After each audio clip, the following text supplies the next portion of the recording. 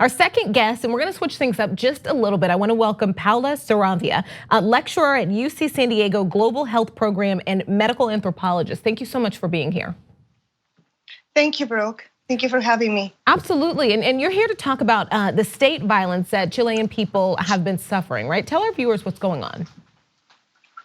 Okay, so during the past 2 weeks, we have been seeing massive protests and contestation to the current order that we have in Chile. People are, families, students, the elderly, indigenous peoples are gathering on the streets with a myriad of demands, and they're facing the usual. It's the state response is being violent. We have a state of emergency during several days.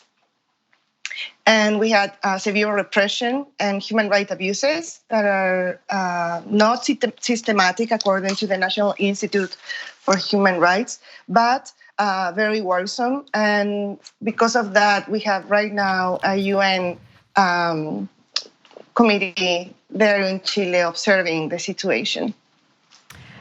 So if I'm correct, and correct me if I'm wrong, but the protests originally, they initially started with an increase in subway fares, right? So yeah. Explain to our audience how that led to these mass protests. Yeah, so this has a long background that has to do with the living conditions that the Chilean people face every day. Chile is an extreme case where neoliberal policies were implemented. So that turns the cost of living to be very high for people in Chile.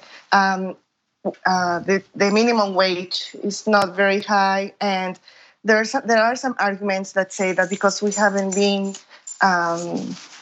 growing economically so much, that's in part why the salaries have stagnated. But Chilean people know better, and they know that even when we were growing, salaries were not going to be higher. So everything in Chile is privatized, and sometimes it's hard for us Chileans to explain this because I was born in a country where water is privatized. And it's not the reality that most people face here, at least in the United States. So that's a little bit hard to understand. But it went also, the massive protests turned to be massive because of the repression that students who were protesting, jumping up the subway controls for the fares. They encountered great repression from the police, and people, just as previous years, people didn't like that. So it was a boom. It's the sparkle of the increase on the fare of the subway. Something you were alluding to there, I think a lot of people don't know. Chile is one of Latin America's wealthiest countries, right? But also has one of the highest levels of income inequality in the world. Chile is considered to be a middle income country. So that means that during the last decades, we have seen great poverty reduction. We don't find tremendous poverty like we used to. People can access basic services and can access education, which is not of good quality. But income distribution and the concentration of capital and power makes very hard for the common Chilean to see any benefits of this growing and booming economy. Now, people have to pay to use a highway. We have even highways within Santiago are privatized. People have to pay extra for everything, and if you take into account everything that people pay, then even for the cost of transportation takes up to 20% of their salary sometimes. I know these protests have been deadly, right? Can you explain the full extent of the damage?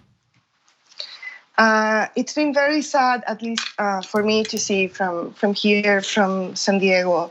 the repression, seeing military on the street again, it's very painful, I think, for all Chileans. But at the same time, you have a group of people, mostly youth, who have been socially excluded for so long, and not only excluded, but they don't see the public space as their own. So they have been very violent, burning metro stations, torching cars and buses. There has also been a lot of looting. For a lot of people, the military presence or the police presence has been good. However, they kept repressing the pacific protests, and there's tons of evidence of that. How instead of going against the looting and the criminality, they were taking people in custody, which was totally illegal. And also, there are several accounts that the Institute of Human Rights has that have to do with people incarcerated being even tortured, and women and men being raped. We have also 2 people that are missing that we don't know where they are. I'm so sorry. It's horrifying. What needs to be done? How can people help from where we are here? Yeah, I think that what you're doing, just talking to me and letting all the Young Turks audience notice and know about this situation is very, very important. Mm-hmm. It's in part, I think, why this police violence didn't escalate as much as in the 70s. There's also a call for opening up spaces where people can discuss these issues. There's a call for organizations that work with human rights abuses to have an eye on what is going on in Chile so we can document all of this. Our president just now, I heard him on an interview to the BBC, and he was saying that these abuses were an exception and that he would be in favor of investigating them. I think that holding him accountable of that and making sure that he goes through with this promise of investigating and taking care of the situation and avoiding having more police on the street would be a part of the job of the press and the international community as well. That would be very helpful. How are you doing? You kind of mentioned a little bit earlier just how tough it is to watch this from San Diego, from California. How are you doing? It's been bittersweet. On the one hand, you see an awakening, which is something that I would also like to see here sometimes, where people can realize how this extreme form of neoliberal policy can be so damaging. On the other hand, it's very sad and not only sad, but detrimental and terrible to see human rights abuses happening again. So seeing the violence and seeing the abuse of the police has been tough for me. But my family is doing great.